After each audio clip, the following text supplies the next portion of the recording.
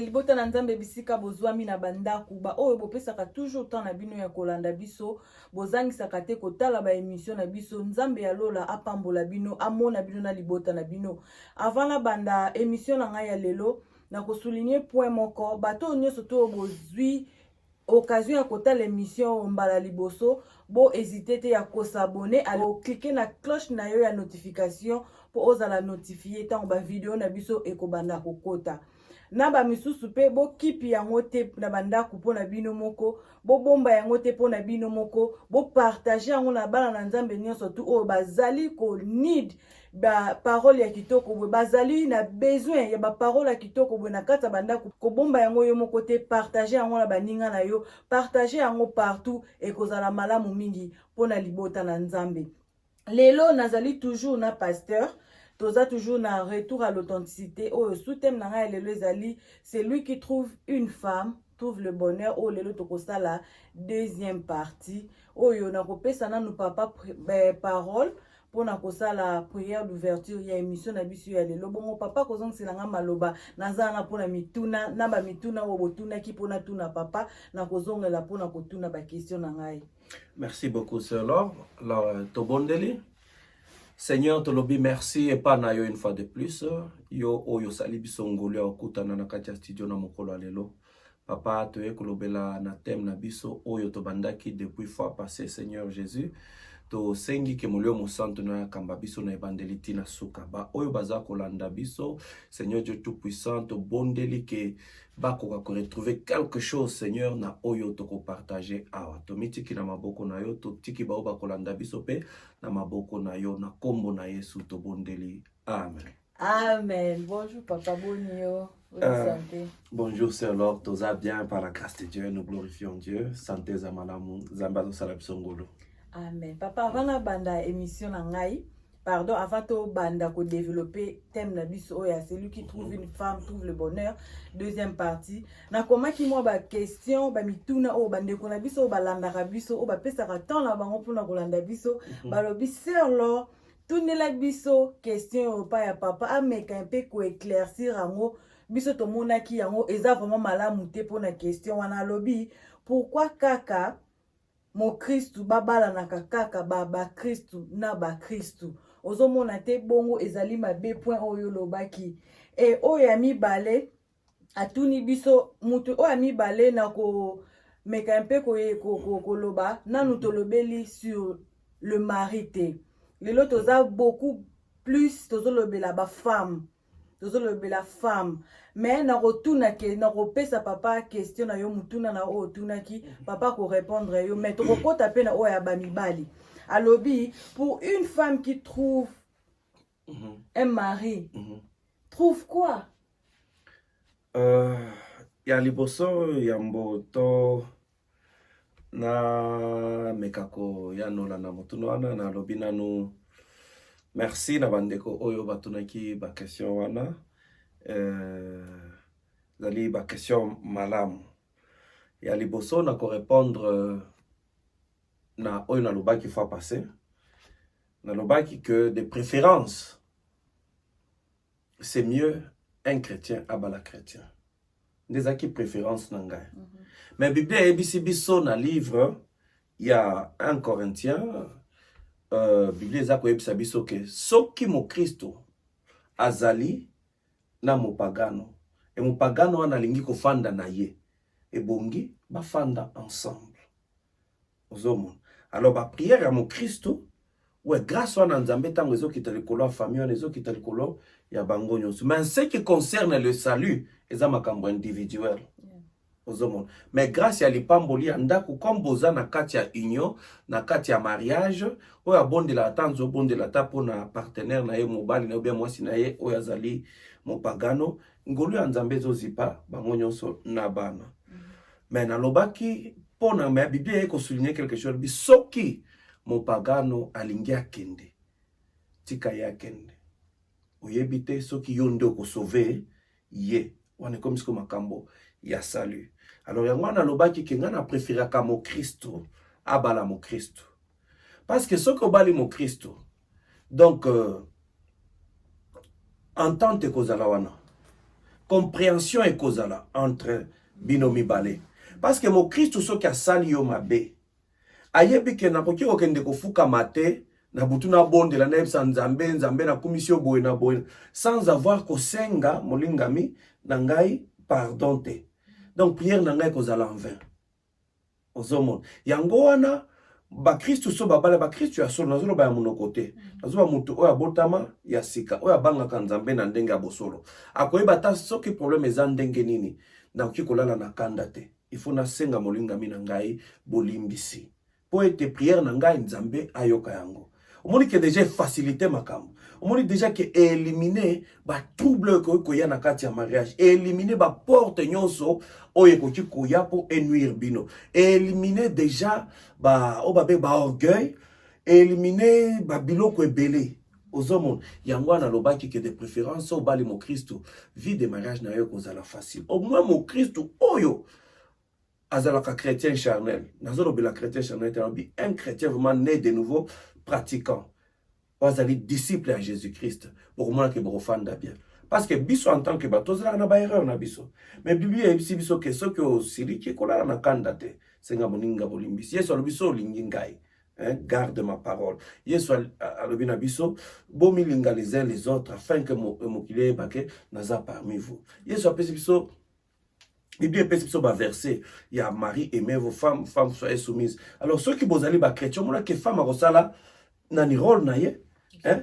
Marie a soumission, Marie peut rosala rôle naie, il y a amour. Alors il y a nobaki mariage cause la facile. Attends ce que aussi qui oeba que on a silika que parce que les autres réagira que ba tumbola kinga en tant que mutu na bungisa contrôle na siliki na sale loko moko mabe. Mais tant que mon musanto alobeli yo za mo Christ.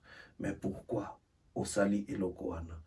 Bible lobini directement okendo senga ndeko na yo bolimbisi eboko bongisa na kati ya libala ekozala toujours meilleur. Yango na lobaki de préférence c'est mieux mon Christo sokoza mon Christ pratiquant senga ke panzambe ngolo obala mon Christ. Mais nzambe aki opeso mwasi moko ayebina nzambe te be mobali mo ayebi nzambe te akoya na nzela na yo. Alors si l'amour est là kolinga na so boko fan mo kabilo mususu eza ko rapprocher bino. Mais okomona ke ba bitumba ya ba incompréhension ozala makasi okyo bandolimbisa mais aza na bolimbisi te. Ozomon yango wana okyo ko fanda mais si un jour nanzela ba prière na yo abongoli motema gloire à Dieu mais nalingaka komitia na position wana te. Soki ke bazongisa nani na sima montre na sima na kolinga toujours so naza mo Christ na balaka mo Christ. Parce que na koma na prière ole na remercier akanzambe na mabondeli na ngai koloba Seigneur merci pour na moi si opesi ngai mais nga na koma ka intercesseur na kati ya nini ya mariage na ngai nzambe bongola moi si na nga motema bongola ye motema na komi ba jeune belé te soki Bible lobi celui qui trouve une femme trouve le bonheur. Il faut abandonner prière dans la Seigneur, merci pour na moi si oyo pesinga parce que bonheur oyo ilobana yo lobeli na mona kango na kati na ye. Voici esengo, il y a don oyo au recevoir de la part de Dieu, grâce au recevoir de la part de Dieu, faveur au recevoir de la part de Dieu en obtenant une femme qui craint l'Éternel et une femme qui est chrétienne. Aux hommes, même un homme aussi qui est chrétien, ce que moi, c'est Azuye, et que vous avez cas pareil. On va remercier Nzambe. Merci pour notre mobali au Pessingai, mobali Yamalam. C'est un peu ça pour répondre à la personne au Abandé Kolobakaza d'accord pour Nakobala, mon Christ, Abalaka, mon Christ. Ce n'est pas que c'est noir sur blanc, pareil, mon Christ, Bakobala, non, ce n'est pas ce que j'avais dit. Bakobala, mais il y a mon Christ. Oyo bandi bitumba wana wanda ya obali mupagano na ebandeli ya changer du coup te et cause la processus mulai peut-être qu'il peut changer te pour le reste de ta vie et à peut-être pierre d'achoppement pour na yo na ba prière na yo makambo ebele bon ce qu'on dit que fanda na il faut mettre toujours na position ya ba prière ko bondela toujours que relation na bino est détériorée tandenga mabete et ça toujours malamu que l'amour et primer likolo ya nyoso. C'est un peu ça. Deuxième question de qu'on a pu appeler ça papa yo lobby, c'est lui qui trouve une femme, trouve le bonheur. Bon, c'est lui qui trouve un mari, trouve quoi? Bon, celui qui trouve un mari, Biblia et Yebisibiso eloko moko ya important. Na Genèse 3, verset 16, Bible ezali koloba, tango Nzambe aye po asolola na mwasi atuni bandi otuna mobali ba question mwasi na serpent pona ni basumukaki. Alors Nzambe ayebisi mwasi alobi, tala, yo ndenge oza wana nako multiplier douleur d'enfantement. Ozomona. Donc kobota na yo kozala ya pasi na omiti. Donc ezaki na pasi mais Nzambe alobi ka multiplier yango.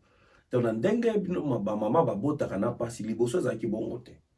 Ozomona. Douleur ezalaki wana pona kolakisa que oui mama kobota mais après lisumu nde Nzambe alobi na augmenter yango. Ozomona.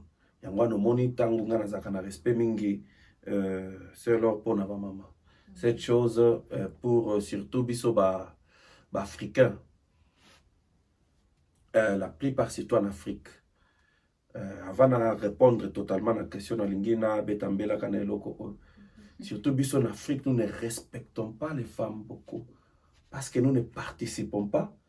Place ba mama ba botak. Ici en Europe, ba docteurs, ils permettent que les hommes, les maris, ba kota, ba talande moi si azakobot. C'est entre la vie et la mort, maman. Oui. C'est entre la vie et la mort. Parfois, on a la mort, moi si azakobot, bandiolela, tu nous la ligne. Tu comprends, mais tu vois que ça c'est alors tant que bimika na salle d'opwana, na mentalité na yo est changé directement envers elle. Oui. Tant que komona ya tazana bambeba mosusu pour que de autre traité ma komona que réaction na yo envers elle est changé quand komona tango boteli o mwana. O changé totalement comme un respect moko boy envers elle. Bi muto kana koboto na ko perdre. Combien de bas si tu perds dans la koboto. Ozomon yango nazalaka nanu na respect mingi pour nos sœurs, pour nos mamans, au babotaka biso pour na bino ba maman parce que ezalaka jeté. Nzambe aloba ki na ko augmenter douleur d'enfantement ezelo osaka na ngote basi bakufa kana nzela kobota bakufya kufina mwana ou bien boti mwana tikali yake. Alors Nzambe aloba ki na ko augmenter douleur wana. Des deux aloba ki désir na yo siko mwasi et cause la porter sur l'homme. Tu vois, oui, bandi okoma siko eloko motuya. Le désir ya yo mwasi. Ils allons porter sur l'homme. Beaucoup de gens disent ça, c'est l'Ancien Testament. Tes ali bongo te ke ba désir à moi si ils allons accomplir na katia mobali. Donc moi si o akutani na mobali et nkoloba, donc ba rêve na ye, ba désir na ye vous allez comment on dit et cause allons accomplir na katia mobali. On se comprendre maman. Donc c'est lui qui trouve un mari, la femme qui trouve un mari, a trouvé d'abord accomplissement. Il y a un désir naïe. L'Ancien Testament, la femme peut faire tout ce qu'elle veut. Elle a besoin de mobilité pour un désir naïe, un rêve naïe, une passion naïe, kokisama. Elle a bon côté. On est à Mambouakala, mais ce qu'on oublie, c'est Makambouakala. Parce que même parole, la même verset. Zamba loba qui n'a augmenté douleur d'enfantement. Loba, Yesoya, alongola biloko wana. Mais si Yesoya kolongola biloko wana, pourquoi la femme continue à mettre au monde toujours na katiaba douleur? Parce qu'ils ont le même verset. Aux hommes. Ce que l'obi que Yesu, oui, ayaki alongo, il fallait na douleur d'enfantement, moi c'est ça la nini, et longa. Paul il a que désir, moi c'est que ça m'a katia, on va les ango, et long. Parce qu'ils ont le même verset. Tu autant ango maman, tu vas te doute. Bible l'obi na Genèse 3, verset 16. Il dit à la femme, j'augmenterai la souffrance de tes grossesses. Tu enfanteras avec douleur. Et tes désirs se porteront vers ton mari. Mais il dominera sur toi. Cette domination, ce n'est pas l'esclavagisme. Tu vois, c'est ce que les gens interprètent mal. Bible bandi faut que soit ligne à liboso, ba désir na yo et combien accompli na katina yo. C'est-à-dire, comme la Bible dit que ce n'est pas l'homme qui a été créé pour la femme, non. Mais c'est la femme qui a été créée pour l'homme. Donc, nandenge zali l'homme, ya zala ki akoka ki na makambo nyonso. Asaki na ba lion pembeni na ye, ba meme, ba nani, il pouvait faire tout ce qu'il pouvait faire. Alors, comme Azaki besoin ça les loko mosusu, nzamba atala lobi n'est pas bon que l'homme soit seul. Asa besoin na molinga minaye. et nzambe asaleli ye mwasi. Alors tango mwasi aye, donc il faut aya ko participer na vision ya mobali. Donc il faut akuta mobali azala déjà na vision moko donc concrète pour être mwasi aya kucha ye loboko. Alors maintenant la femme qui trouve un mari, donc premièrement, elle trouve d'abord l'accomplissement de ses désirs, il y a un rêve naïe, il y a banane. C'est pour cela, papa na biso, tango, balimba bali sabana na bango, batuna bana mibali. Ako fan se dit, monsieur, fanda awa. Bande solo naïe. Tu veux marier à ma fille, qu'est-ce que tu fais dans la vie? Au moins, pourquoi papa batuna ba question? Et ça c'est très important. C'est pour accomplir cette parole. Parce que la femme a des désirs. La femme veut accomplir le kopele. Moi, si Nzambe a keli bino ndenge wana, tu peux changer en côté. Vous comprenez? Keli bino donc pas bonheur, nous sommes tant yo kopé ça ebele. En retour, il faut pe ozwa. Moi, ba rêve na ozala kanango, eux m'y accomplir. Nakati ya mobali yango no monaka ba nation emi respectaka ya solo vraiment. Comme on a moi si so ka bali mobali. Allez, combo na ye mwasi. Surnom na ye, dorsa nem na ye, post non neto loba na Congo, et longwe, aki kozwa post non, ya mobile. Donc c'est-à-dire, quand bazo benge na combo mobile, baza komona ja grandeur à mobile. Donc c'est aussi grandeur à mwasi. Est-ce que vous comprenez le que maman? Donc tant que Josué combo mobile, donc déjà référence à Zoloba aza mwasi ya tel. So qui tel azalaka ministre azomona awana maman ministre. So qui tel azalaka boye bazomona déjà na nani ya mobile. Alors ceux qui divorcent c'est salemi. Bazomona les sous-soutenir moi c'est ministre, n'importe quel arosana na. Bazomona sous-soutenir moi c'est pasteur te, moi c'est docteur te. Ata yo moko sokoza ministre, ata yo moko moi soza docteur, mais sokoza na mobile pembeni na yote. Parce que mobile les akaba fonction ya misala te. Personnalité wana cause na mobile moi za na personnalité na quartier. Alors tu ba moni moi salbi na za mobile ya télé. Alors papa wana mi respectaka vraiment. Donc moi sinaye ye wana. Donc c'est déjà ba déterminer déjà yo que oza une bonne femme. Déjà quand tu trouves un homme, on trouve premièrement accomplissement désir na. Deuxièmement, on trouve leadership. Mobile ya solo. Tant moi ça pousse un pembeni na ye. Il faut aïba ko guider famille naïe.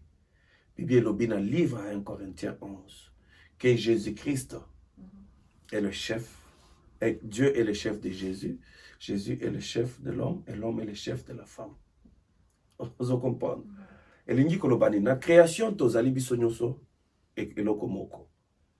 Mais tant que na musuni, Nzamba préféra que asalana no mobile. Amabele après longoli na côte ya mobile ya sali mwasi.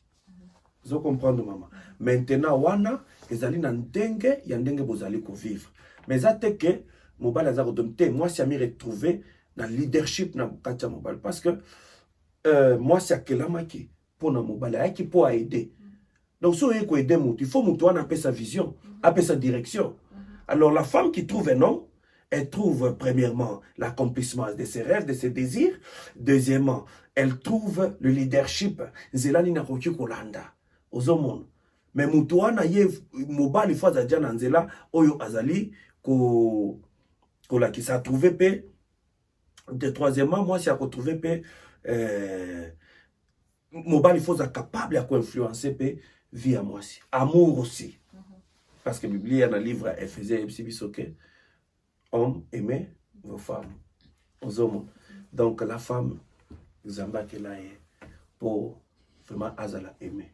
C'est pour cela que Dieu a créé une femme dans Denga Malam. Les femmes dans Denga bien. Parce que c'est une bonne. Dieu vous a bien créé. On se comprend. C'est pour ça les anges. Donc Dieu a mis à tes joies, donc même physiquement, Dieu a tout fait. Moi c'est bien, totalement qui toque.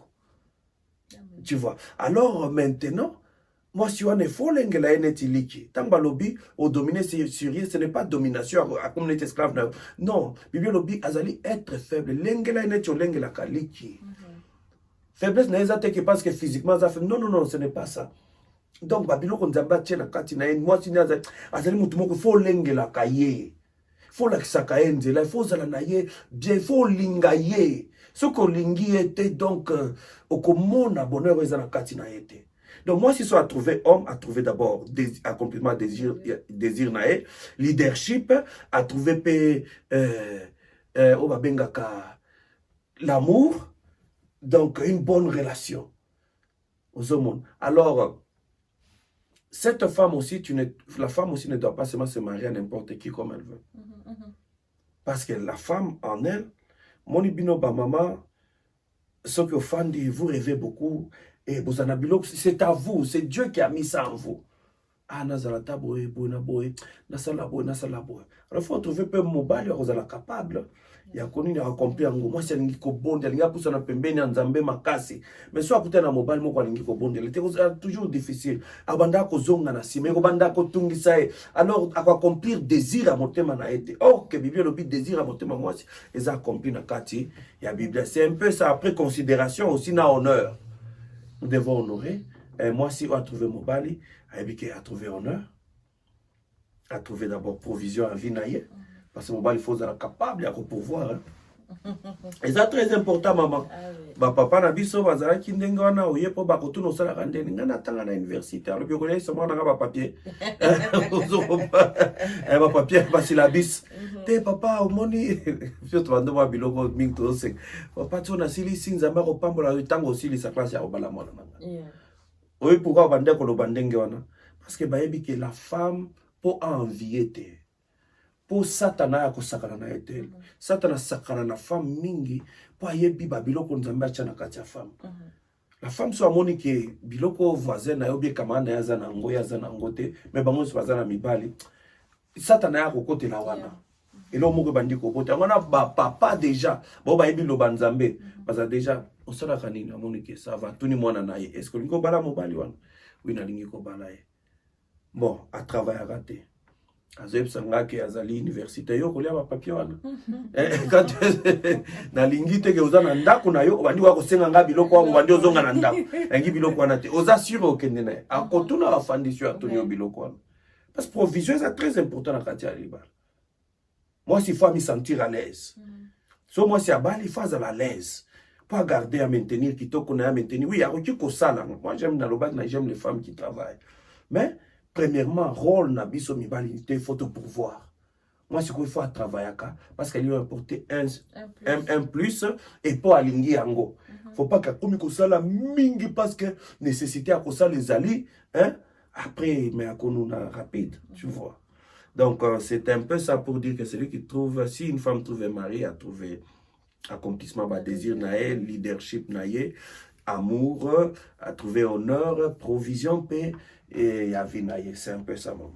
Merci beaucoup, papa. Nasi bandeko na biso botuna ki ba question nazana eloko moko te ya ko bakisa wana papa zalaki clair à répondre bino na mituna na bino ba o pe bozana besoin ya kotuna ba question bo hésiter te toza wana pona ko répondre na ba question na bino nyonso tout papa olobeli biso makambo ebele la fois passée na première partie na biso olobeli la ki biso comment mobali akoki ko puiser bonheur na ye pa ya mwasi olakisa ki biso comment moi si akoki ko gagner mobali na ye olakisa ki biso lobaki moi si il faut azala na mobali waza mon Christ lelo un peu au éclaircir biso que moi musika pour te comprendre olobi que non il faut balinga na ba Christ pour na yo pour ezala bien pour la compréhension lelo na lingi un peu kolobela soumission na lingi o meka un peu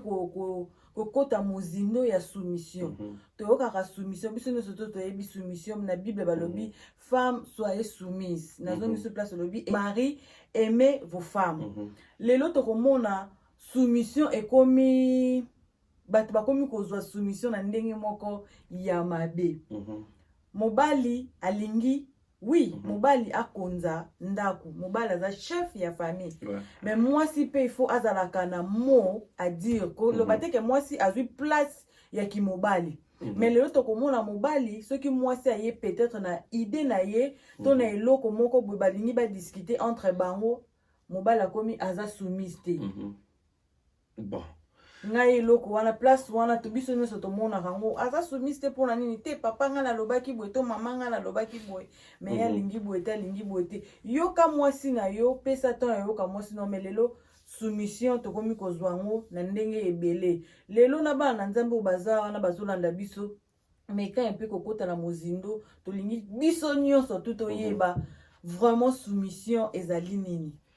Bon, mama eloko oyo ezali donc verset oyo ou bien passage à Bible oyo ya Ephésiens 5 verset chapitre Ephésiens 5 à partir à 22 Bible dit aux femmes que chacune soit soumise à son mari comme au Seigneur, car le mari est le chef de la femme, comme Christ est le chef de l'Église, qui est son corps, et dont il est le sauveur.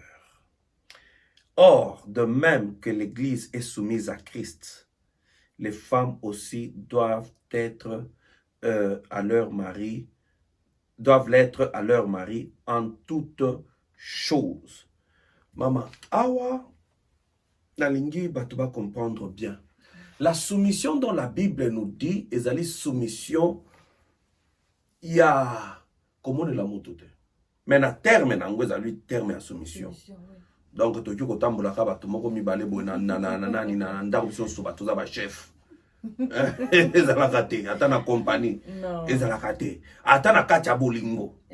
Ezalakate, donc la kati nzambe moko asali bongo. Biblia et lobby, dans le livre à Philippiens 2, que Jésus-Christ est égal à Dieu. Mais il a préféré, il a commis ABC, il a collé dans autres commandes pour Benjamin, fils, qu'il descende sur la terre. Il s'est dépouillé lui-même. Tu vois, même quand il se considère comme Dieu,